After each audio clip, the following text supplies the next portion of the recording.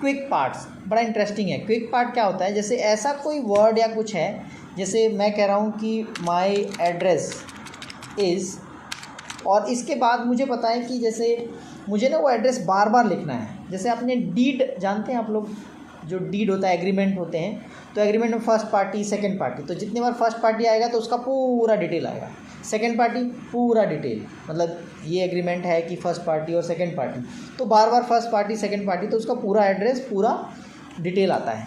तो वो बार बार अगर आपको लिखना पड़े ऐसे अभी कभी किसी आपके उसमें, तो आप कैसे करेंगे? तो इसके लिए होता है कि आप क्विक पार्ट्स में जाइए और इसमें डॉक्यूमेंट प्रॉपर्टीज़ में जाकर, और कोई भी, जैसे मान लीजिए मैं कह रहा हूँ कि कंपनी एड्रेस है ना, तो ये यहाँ पे करा मैंने, और मतलब मैं कह रहा हूँ माई एड्रेस इज़, तो यहाँ पे आप जो भी XYZ कॉरपोरेशन, तो अपने ऐसे लिखा, और बार बार मुझे अगर ऐसी इसकी ज़रूरत पड़े तो क्या करूँ मैं? तो उसके लिए हम क्या कर सकते हैं कि अब एक बार आपने इसमें जाकर, इस पे जाके अगर एड्रेस लेकर यहाँ से लिख दिया, तो अगली बार आपको आएगा ना, जैसे यहाँ पे द एड्रेस इज़ मान लीजिए लिखा हुआ है, द एड्रेस इज़, तो इससे आगे आप लिखने की ज़रूरत नहीं उतना है, तो आपका टाइम बचेगा। आप यहाँ जाइए और ये वाला था, इस पर क्लिक कर दीजिए, देखिए वो आ जाएगा।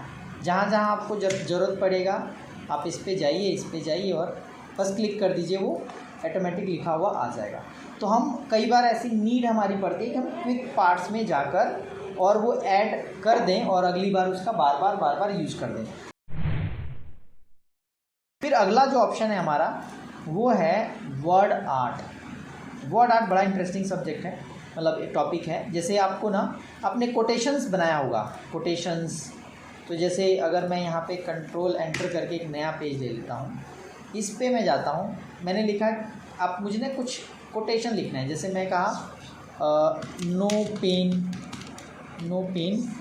एंटर मारा, मैं कह रहा हूँ नो गेन, बहुत सिंपल सी बात है, नो पेन नो गेन, और आप ओके कर देंगे तो देखिए कुछ इस तरह से आता है। फिर इसको हम ऐसे ड्रैग करके इसको बड़ा या छोटा हम ऐसे कर लेते हैं, और बाद में इसको कलर वगैरह करना है तो हम कलर वगैरह करके, जैसे फॉर्मेट में जाके यहाँ पे आता है फील में जाके ऐसे कलर कर दिया आपने, और जब आप कंट्रोल F2 करेंगे तो देखिए ऐसे, तो जैसे नहीं होता पोस्टर लगा दिया या बैनर लगा दिया, कहीं किसी गेट पर हमने कह दिया कि नो एंट्री या इस तरह का, तो इस तरह से हम इसका यूज़ कर सकते हैं। जैसे आर्टिस्टिकली सोचेंगे उतना अच्छा आप कर पाएंगे। तो एक होता है ड्रॉप कैप, बड़ा इंटरेस्टिंग सा है ड्रॉप कैप, ये वाला होता है ड्रॉप कैप। क्या होता है देखते हैं। जैसे मान लीजिए कोई भी सेंटेंस आपने शुरू किया, तो उसमें क्या होता है कि कई बार ना हम थोड़ा सा अच्छा दिखाने के लिए, अट्रैक्ट करने के लिए, हम ये वाला जो एरिया है इतना वाला, इसको हम ऐसे दिखाते हैं कि थोड़ा अट्रैक्टिव सा लगे, मतलब आई कैचिंग हो। तो हम क्या कर सकते हैं, इसको पहले कैरेक्टर को सेलेक्ट करना है आपको, और फिर ड्रॉप कैप पे आना है, टेक्स्ट की ड्रॉप कैप पे, यहाँ आकर आप कोई भी ऐसे, जैसे इस पर क्लिक कर दिया आपने, तो जैसे आप क्लिक करेंगे देखिए थोड़ा सा बड़ा सा दिखेगा, मतलब पहला जो वर्ड है वो, पहला जो कैरेक्टर है वो बड़ा दिखेगा। जैसे अगर यहाँ पे एक बार और देख लीजिए, यहाँ पे गए और ऐसे, इसमें और ऑप्शन भी है। आप ड्रॉप कैप ऑप्शन में जाएंगे ना, तो कितनी लाइनों में ड्रॉप करना है, जैसे मैं एक बार ड्रॉप करके देख लेता हूँ, जैसे ये है। अब दूसरी बार जाऊँगा तो ड्रॉप कैप में मुझे कितने लाइन्स में ड्रॉप करना है। अगर 4 लाइन 5 लाइन आप करना चाहते हैं, 2 लाइन में करना चाहते हैं, तो ऐसे आप कर सकते हैं। ओके करेंगे तो इतने 5 लाइनों का ड्रॉप हो जाएगा। तो ये ड्रॉप कैप का ऑप्शन है, यहाँ पे ये है।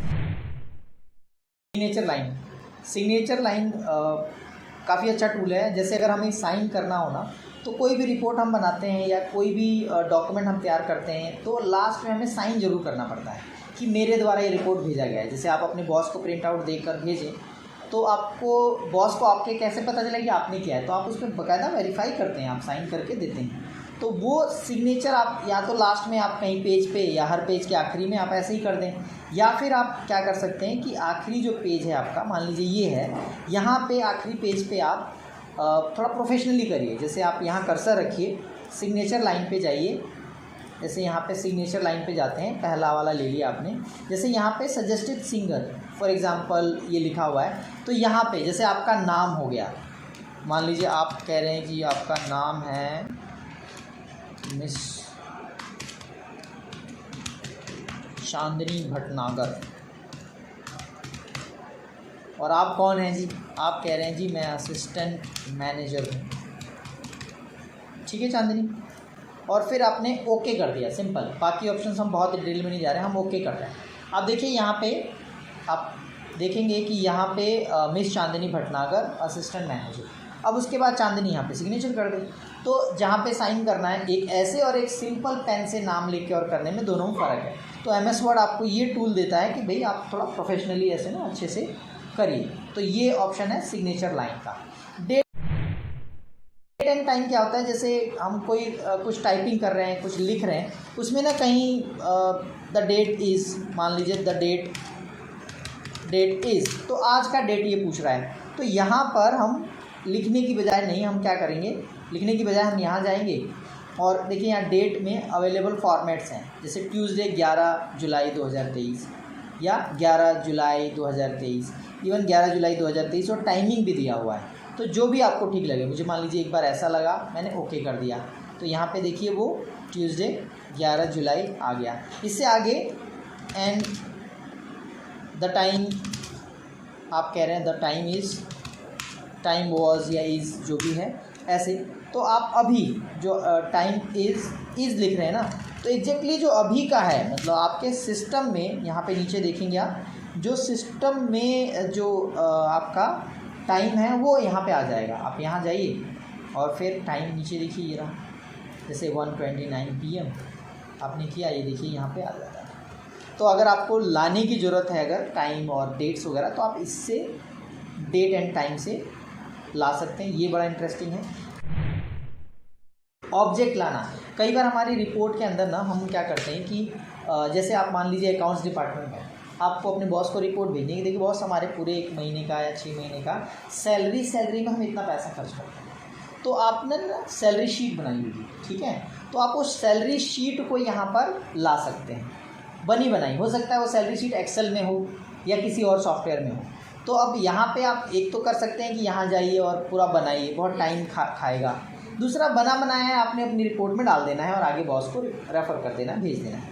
तो आप कर्सर रखें जहाँ पे वो चाहिए, ऑब्जेक्ट में जाइए, यहाँ पे भी 2 ऑप्शन है, क्रिएट न्यू, यानी कि क्रिएट न्यू करके, जैसे सबसे अच्छी जो इस तरह का जो शीट्स वगैरह होती हैं सैलरी वगैरह, वो आपको एक्सेल वगैरह में मिलता है। तो या तो एक्सेल ओपन करिए और फिर उसमें काम करिए, जैसे मैंने ओपन किया, जब मैं ओपन करता हूँ तो एक्सेल की ब्लैंक शीट आ जाती है, डबल क्लिक कर दूंगा तो देखिए एक्सेल के ऑप्शंस खुल जाएंगे, जैसे फॉर्मूला आपको पता है एक्सेल में है, डाटा एक्सेल में है, तो ये, और बाहर क्लिक करूँगा तो एमएस वर्ड के ऑप्शन आ जाएंगे।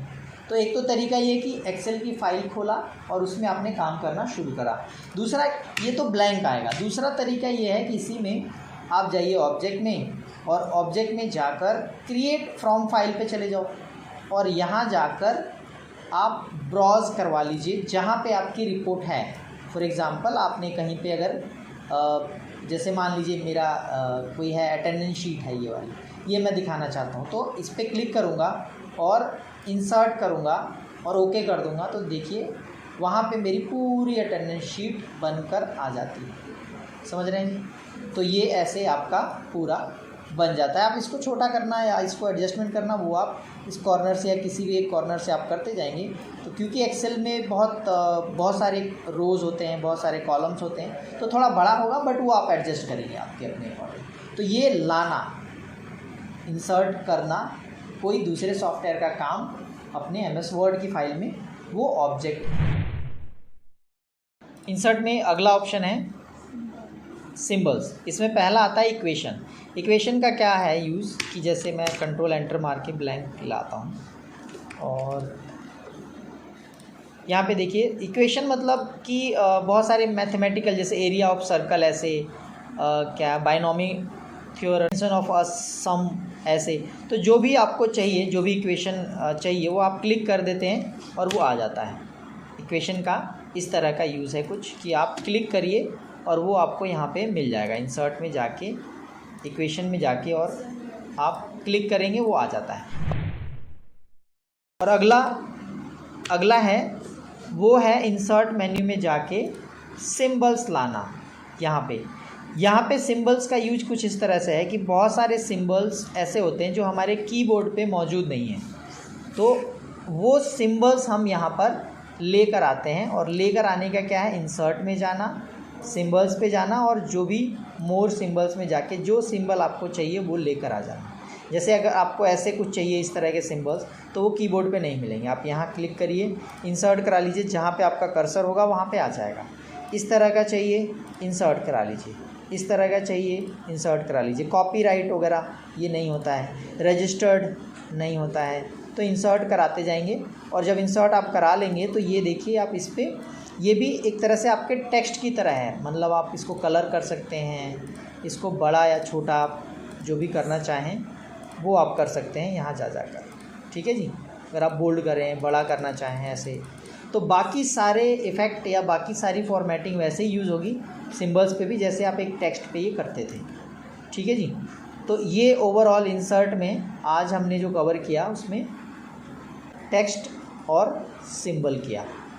आशा है आज के इस वीडियो से आपको कुछ सीखने को मिलेगा। Thanks for your time.